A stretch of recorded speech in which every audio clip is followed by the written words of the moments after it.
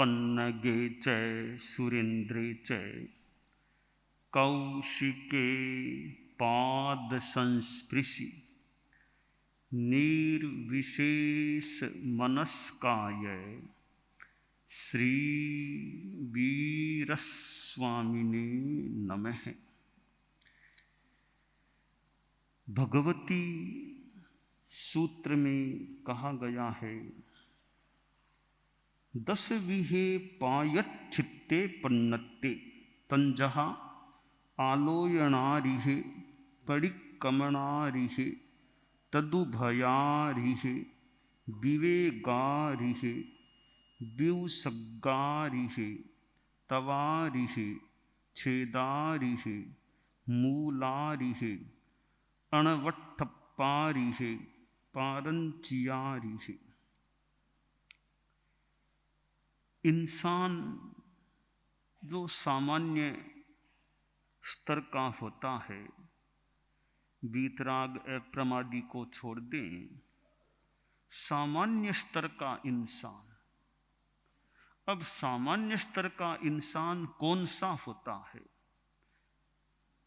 14 गुणस्थानों के संदर्भ में मैं बताऊं और प्रायश्चित्त के आलोक में बताऊं तो प्रथम गुणस्थान से लेकर 6ठे गुणस्थान तक के जीव हैं जो मनुष्य मान लें यहाँ पर, वे सामान्य इंसान होते हैं। सामान्य इंसान इसलिए हैं, इनसे भूल हो सकती है, गलती हो सकती है। 7वें गुणस्थान से लेकर 14वें गुणस्थान तक के जीवस्थानों में, गुणस्थानों में जो इंसान हैं, उनसे अशुभ योग रूप कोई गलती, कोई प्रमाद अशुभ योग रूप नहीं हो सकता। इसलिए 2 भाग हम कर सकते हैं। पहले गुणस्थान से 6ठे गुणस्थान तक का एक भाग और 7वें से 14वें गुणस्थान तक का अगला विभाग, 6 और 8 गुणस्थान। ठीक है, 6 गुणस्थानों में दूसरे गुणस्थान में ऐसी कोई स्थूल गलती न भी हो, पर वो हैं एक कैटेगरी के गुणस्थान जहाँ प्रमाद, अशुभ योग की स्थितियाँ 6 गुणस्थान तक हो सकती है। तो ये 6 गुणस्थान में जो इंसान हैं, हम अभी इंसान की बात कर रहे हैं। गुणस्थान तो त्रियंचों में भी हो सकते हैं, इनमें से देवों में, नारक जीवों में। चूंकि अभी एक हम इंसान के संदर्भ में कुछ बात करना चाहते हैं, बता रहे हैं, तो इंसान की बात है। तो इंसान से जो सामान्य है, गलती हो सकती है, प्रमाद अशुभ योग रूप हो सकता है। प्रमाद 2 प्रकार का होता है। मुमुक्षु बाइयाँ और हमारे कोई सन्मति शिक्षण कक्षा के विद्यार्थी संत, वे और ध्यान से समझें बात को। प्रमाद 2 प्रकार का, एक अशुभ योग रूप प्रमाद और एक प्रमाद आश्रव यानी अध्यात्म लीनता का जो कुछ अभाव, उस रूप में प्रमाद। तो अशुभ योग रूप प्रमाद है, उसके साधु के त्याग होते हैं। प्रमाद आश्रव रूप जो प्रमाद है, उसके साधु के त्याग नहीं होता है। 6ठे गुणस्थान में उसका त्याग नहीं है, वो प्रमाद आश्रव चालू रहता है 6ठे गुणस्थान में। तो हमारे चारित्रात्माएं भी बैठे हैं, थोड़ी सी गहरी बात आ गई कि हमारे त्याग है वो अशुभ योग के हैं, प्रमाद आश्रव के हमारे त्याग नहीं है। इसीलिए 6ठे गुणस्थान का नाम भी है प्रमत्त संयत गुणस्थान, प्रमादी संयत का गुणस्थान है। तो प्रमाद आश्रव 6ठे गुणस्थान में निरुद्ध नहीं होता है, चालू रहता है। वह 7वें गुणस्थान में निरुद्ध अवस्था में रहता है। तो खैर, प्रमाद अशुभ योग रूप गलती एक छठे गुणस्थान वाले साधु से भी हो सकती है। छोटी सी गलती भी हो जाए या थोड़ी बड़ी गलती भी हो जाए, यानी कोई साधु कभी थोड़ा झूठ भी बोल जाए, डर गया झूठ बोल गया, ऐसा भी हो सकता है। कोई सामान्य सी कोई कुछ चोरी भी साधु कर ले, दूसरे साधु की चीज कोई निकाल ले, ऐसा भी हो सकता है। गलती प्रमाद साधु से हो, और भी इस प्रकार की गलतियां हो सकती है। इतनी बड़ी गलती हो जाए कि फिर तो साधुपना ही खत्म व्यवहार में मान लिया जाए, फिर तो नई दीक्षा के बिना और कोई उपाय नहीं बचता। वो बहुत आगे की बात है, पर उससे पहले पहले भी कई गलतियां साधु से हो सकती है। मोह का उदय हो जाता है, कभी गुस्सा भी तेज आ गया, साधु ने थप्पड़ दिखा दी किसी को, ये सब कसाई का उदय है, हो सकता है। तो गलतियां हो सकती हैं। गलतियां भी, प्रमाद भी, एक तो आवेश में, कसाय से, दर्प से उस प्रकार का होता है। एक मजबूरी में कोई प्रतिसेवना करनी पड़ जाए, जैसे कि भाई किसी के साधु के कोई स्थिति आ गई और भिन्न समाचारी में होकर चिकित्सा करानी पड़ गई, मनोबल की कमी मान लें, कुछ धैर्य भी उतना मान लो न रहा हो, या मुश्किल भी है, बड़ी तकलीफ हो जाए तो फिर सहन करना। तो ऐसी स्थिति में साधु को रात में इंजेक्शन लगवाना पड़ गया, यह भी वैसे तो सीमा का अतिक्रमण है, पर वो अतिक्रमण है, वो कोई गुस्से वाला, आवेश वाला वो नहीं, वो एक शारीरिक कठिनाई में हुआ है, तो उसका भी प्रायश्चित अपेक्षित होता है। तो भगवती सूत्र में यहां प्रायश्चित के बारे में बताया गया है कि प्रायश्चित 10 प्रकार का होता है। ये आलोचनार है, प्रतिक्रमणार है, तदुभयार है, विवेकार है, व्युत्सर्गार है, तपह अर है, छेदार है, मूलार है, ऐसे अनवट्ठपारी है, अनवस्थाप्यार है, पारंचियारी है, दो पारंचिया, ऐसा 10 ये प्रायश्चित हैं। तो यह प्रायश्चित है, वो एक प्रकार की चिकित्सा पद्धति है। प्रायश्चित को हम चिकित्सा पद्धति के रूप में देख सकते हैं। जैसे रोगी, चिकित्सक और दवाई, 3 चीज हैं। रोगी है, बीमार पेशेंट है, फिर कोई डॉक्टर है और दवाई है। तो डॉक्टर ने रोगी का चेकअप कर लिया, प्रेस्क्रिप्शन लिख दिया, यह दवाई लो। तो रोगी, चिकित्सक और दवाई 3 चीजें होती है, तब वो चिकित्सा की बात हो सकती है। साथ में थोड़ा परिचारक भी हो, रोगी की सेवा करने वाला भी मिल जाए अच्छा, तो चिकित्सा की व्यवस्था ठीक हो सकती है। धर्म और अध्यात्म के क्षेत्र में भी यह एक आध्यात्मिक चिकित्सा की बात मान लें हम, कि जैसे एक साधु है, उस साधु से गलती हो गई तो वो साधु एक प्रकार का रोगी हो गया, उसके संयम में थोड़ा रोग हो गया, बीमारी हो गई, तो वो धर्म के संदर्भ में रोगी साधु है।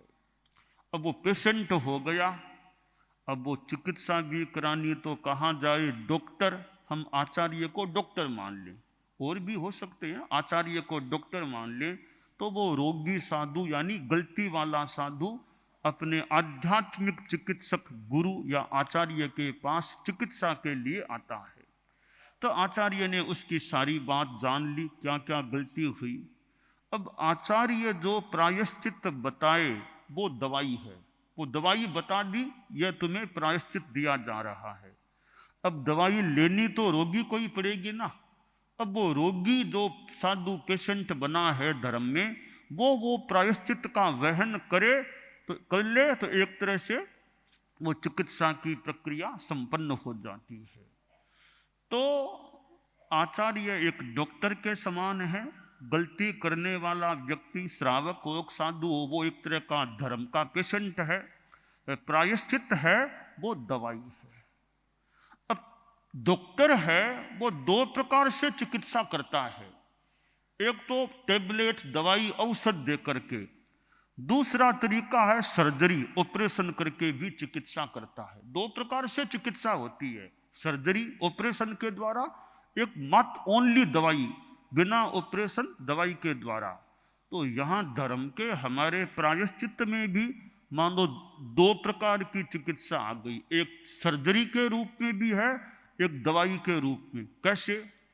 एक छेद प्रायश्चित है, वो सर्जरी की चिकित्सा हो गई। उसमें काटना पड़ता है, ऑपरेशन में थोड़ा काटना पड़ता है। तो छेद प्रायश्चित में भी संयम को काटना पड़ता है, तो वो सर्जरी की चिकित्सा है।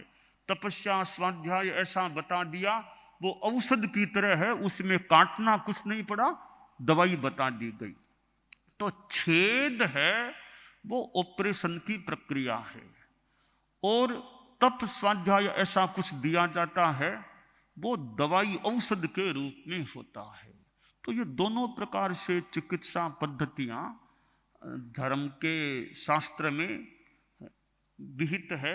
भगवती सूत्र में भी बताई गई है कि छेद और दोनों पास पास है, तव और छेद, तवारी है, छेदारी है। तो तपस्या भी दी जा सकती है, तो एकासना करो, पोरसी करो, बेला करो, तेला करो। और कहीं 1 महीने का छेद, 2 महीने का छेद, 4 महीने का छेद, 6 महीने का छेद, बड़ा ऑपरेशन 6 महीने का छेद, कहीं 4 महीने का छेद, कहीं 2, कोई 1 महीने का भी छेद हो। ऐसे अलग अलग जो भी विधि सम्मत बातें हैं, उस हिसाब से सर्जरी की बात भी होती है। प्रायश्चित बहुत महत्वपूर्ण चीज है कि ठीक है, मान लो बीमारी है, ऑपरेशन कराना पड़ेगा, तो ऑपरेशन करा के भी जिंदा तो रह पाओगे ना लंबे काल तक। मान लो तो फिर ऑपरेशन कराना मंजूर करें, लंबे काल तक जिंदा तो रहेंगे। नहीं कराएंगे तो जल्दी खतरा है जीवन को, तो जीवन को खतरा है तो ऑपरेशन करा लें, और क्या है, कुछ लंबा जीवने की तो आशा हो जाएगी।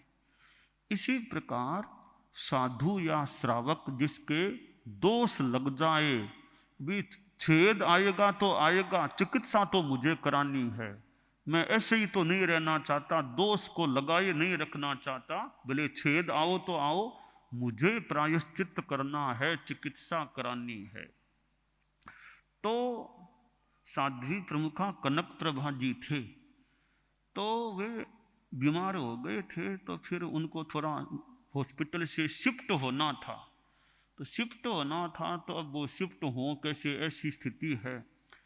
तो अब क्या साध्वियाँ वो हस्तचालित व्हील चेयर नुमा उसमें से ले जाएंगे, तो वो तो इतना लंबा रास्ता दिल्ली का पार करना थोड़ा कठिन है। तो आखिर जाकर वाहन का प्रयोग करना स्वीकार किया गया कि एक बार वाहन तो काम लेना पड़ेगा, व्यवस्थित जगह जाकर के जम जाएं, वहाँ फिर धर्म ध्यान जो करना, इलाज कराना वो हो जाए। तो फिर उनको संभवतः एम्बुलेंस या वाहन के द्वारा अध्यात्म साधना केंद्र दिल्ली में ले गए। तो कभी इसका प्रायश्चित 1 महीने का छेद प्रायश्चित है, तो वो मंजूर करके भी आखिर वाहन का उपयोग करना पड़ा। तो यानी छेद आए तो आए, प्रायश्चित हो जाना चाहिए, मरने से पहले पहले अच्छा प्रायश्चित हो जाए, देवलोक होने से पहले पहले, वो महत्वपूर्ण बात है। छोटा प्रायश्चित आए कि बड़ा आए, वो इतनी महत्व की बात नहीं। महत्व की बात है प्रायश्चित ठीक हो जाना चाहिए, ताकि आगे का हिसाब तो फिर आशा करें अच्छा रह सके। इसलिए हमें गलती हो जाने पर, दोष लग जाने पर, प्रमाद हो जाने पर यथा योग्य प्रायश्चित ले लेना चाहिए, कर लेना चाहिए। उसमें संकोच नहीं कि मैं कैसे बताऊं, क्या समझेंगे। अरे जो समझेंगे वो समझेंगे, आगे का तो रास्ता साफ हो सकेगा ना, वरना आगे साथ में रह गया, आगे फिर क्या होगा। तो यही जो होना है, छोटा बड़ा दंड आना आ जाए, तो यह हम जो चारित्रात्माएं हैं, ऐसे श्रावक लोग भी हैं कि भाई देवलोक या महाप्रयाण प्रयाण होने से पहले पहले मेरी आलोचना प्रायश्चित वो मेरा ठीक हो जाए, ताकि मैं एकदम हल्का हो जाऊं, मेरा स्नान आत्मा का अच्छी तरह हो जाए। इसलिए हर चारित्रात्मा के मन में यह भावना रहे कि महाप्रयाण से पहले पहले मेरा सारा शोधन अच्छा हो जाए, आराधना साधना आलोचना सब ठीक हो जाए। यहाँ से प्रस्थान करने से पहले पहले वो सब मेरा काम संपन्न बढ़िया हो जाए।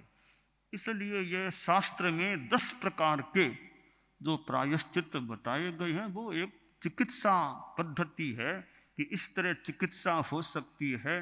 और फिर प्रायश्चित देने वाले हैं एज ए डॉक्टर, वो देख लें किसको कौन सा प्रायश्चित देना चाहिए, वो अपने हिसाब से देख ले।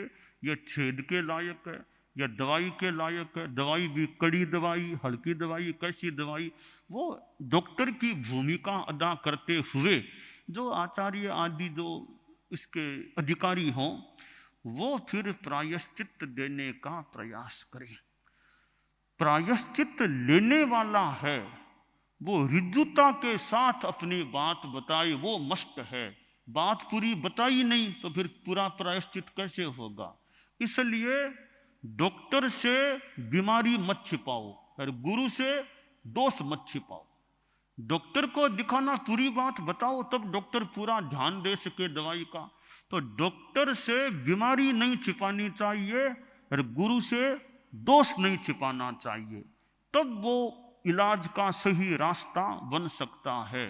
तो शास्त्र में कहा गया सो ही उज्जुय भूयस्य, जो ऋजु भूत होता है उसकी शोधि हो सकती है। इसलिए बता दो, सरलता से बता दो कि कैसे। एक जगह कहा गया किम बाल लीला कलितो न बाल है पित्रो पुरो जलपति निर्विकल्प है। छोटा बच्चा अपनी मां के सामने अपने पिता के सामने मन की बात बोल देता है। छोटा बच्चा माता पिता के सामने अपनी बाल लीला से मन की बात बोल देता है। तो इसी तरह अपने मन की बात, गलती की बात बोल दो, साफ बोल दो, ऋजुता से बता दो। यह होगा तब शुद्धि का रास्ता प्रशस्त हो सकेगा। तो सरलता से अपनी बात बता दो। तो वो सरलता से बात बताए, उधर डॉक्टर जो हैं यानी प्रायश्चित देने वाले, सामने वाले में तो सरलता, प्रायश्चित देने वाले में गंभीरता, दोनों चाहिए। कि लेने वाला तो ऋजुता का प्रयोग करे, प्रायश्चित देने वाला गंभीरता का प्रयोग करे, दोनों ओर से अच्छा रहे। प्रायश्चित देने वाला भी गंभीरता रखे, ऐसा नहीं कि अनावश्यक इसकी बात को इधर उधर कहीं बिखर जाए, वो भी नहीं हो। तो यह प्रायश्चित बड़ा एक महत्वपूर्ण विषय है। अपने रोज के रोज हमारे यहाँ चारित्रात्माएं दिन में 2 बार आलोचना की सामान्यतया विधि है। सुबह की शाम की 2 बार प्रतिक्रमण और 2 बार प्रायश्चित कह दें, आलोचना कह दें, वो सामान्यतया लेने की विधि। और क्या है कि प्रायश्चित ले लो, प्रतिक्रमण कर लो, रोज की रोज सफाई हो जाए। फिर भी कोई विशेष गलती लगे तो अलग से जाकर के आचार्य गुरु जो अधिकारी जो भी हैं उनके पास अपनी बात बता करके अपने अलग से कि आज मेरे से ये भूल हो गई, आज अलग से ये भूल हो गई, आज नित्यपिंड भूल से गोचरी हो गई, आज मुझे चिकित्सा में एक्सरे कराना पड़ गया, जो भी ऐसा हुआ हो प्रति सेवना का काम, आज मैंने अज्ञानतावश या जानबूझ थोड़ी सी किसी दूसरे की साधु की चीज मैंने उठा ली थी, तो कहीं ऐसा प्रमाद हो जाए, हमें उसका प्रायश्चित आलोचन कर लेना चाहिए। प्रायश्चित सबके लिए कल्याणकारी है। डॉक्टर खुद को भी इलाज कराना पड़ सकता है, डॉक्टर दूसरों को इलाज करता है। कई बार डॉक्टर खुद अन्य डॉक्टर के पास जाकर इलाज कराए, मेरे यह तकलीफ हो गई, इस विषय के विशेषज्ञ आप हैं तो आप मेरा इलाज करो।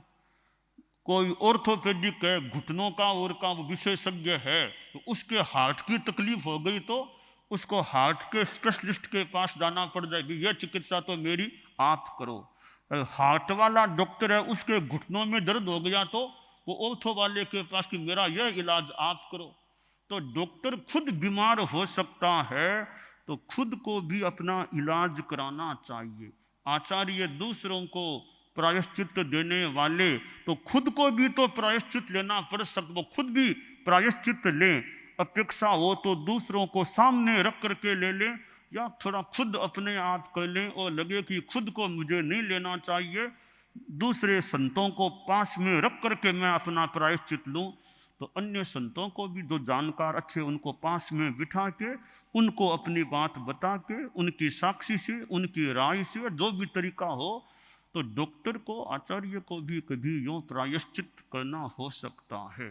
क्योंकि आचार्य को भी कभी लगे कि मेरे से कोई संयम में दोष लग गए हैं, अब मुझे 80-85 वर्ष आ गए हैं, पता नहीं कब क्या स्थिति बने, मैं भी अपने जीवन की आलोचना ले लूं। तो आचार्य भले खुद ले या फिर जैसा भी जानकार 2-3 संतों को पास में बिठा करके अपने जीवन भर की सारी बातें मोटा मोटी रख करके उनकी साक्षी से अपना आलोचन प्रायश्चित कर ले।